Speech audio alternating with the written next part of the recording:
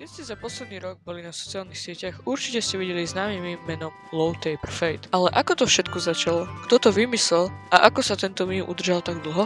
To si povieme v dnešnom videu. Všetko to začalo tým, že 5. januára 2024 livestreamoval spevák a textár Eric Dua, ale vytvoril jeden z najikonickejších livestreamov v histórii. Spieval svojom detkovi, kde ale cítil silné emócie. Nenapadlo ho povedať nič lepšie ako Imagine if Ninja got a low taper fade. Imagine if Ninja got a low taper fade. Imagine if Ninja got a low taper. Veta, ktorá vôbec nedáva zmysel, ale aj tak sa táto veta drží až dodnes. Ľudia na tomto livestreame ju začali klipovať a postovať na TikTok, kde sa stala i hneď virálom. Neskôr si tohto všimol aj samotný Fortnite streamer Ninja, keď mu to ľudia spamovali do chatu a zareagoval na to takto. There's no way, bro. Tento Ninjov klip sa taktiež stal virálom a ľudia to milovali, ale aby to bolo ešte lepšie, niekto vytvoril túto fotku.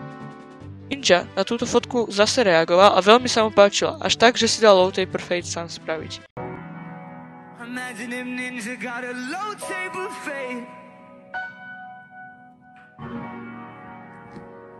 O pár dní neskôr, keď už naozaj low taper fade meme bol úplne všade, Ninja na streame povedal toto. The map is too massive, dude. It's massive. And you know what else is massive? Low taper fade. Ľudia toto začali klipovať a postovať na svoje TikTok alebo už aj Instagram účty, kde to získalo neuveriteľné čísla.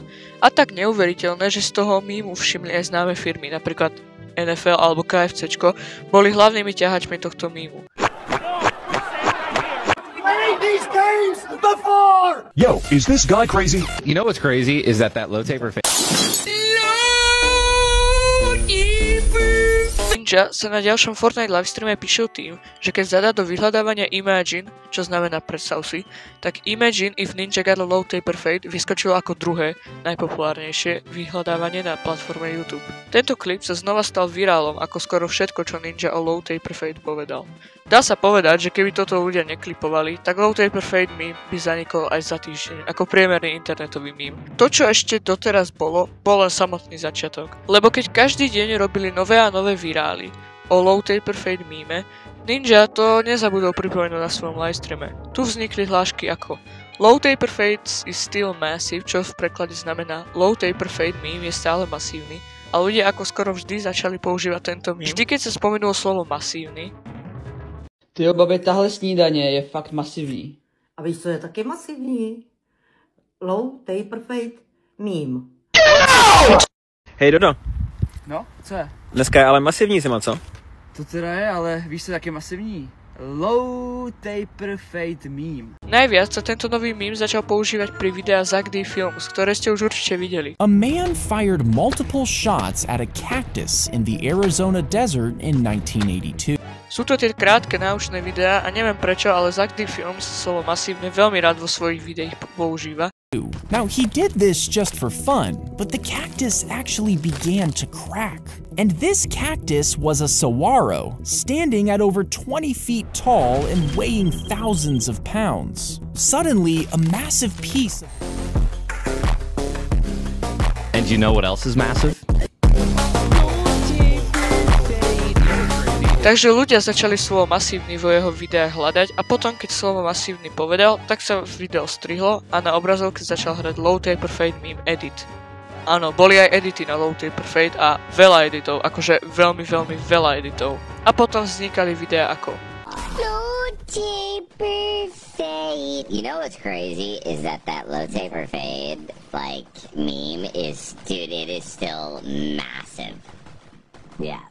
Massive. I mean, I'm seeing like new ones that I've never seen before that have like millions of likes and views still. A potom vznikol meme Locked Alien. What is the next step of the operation?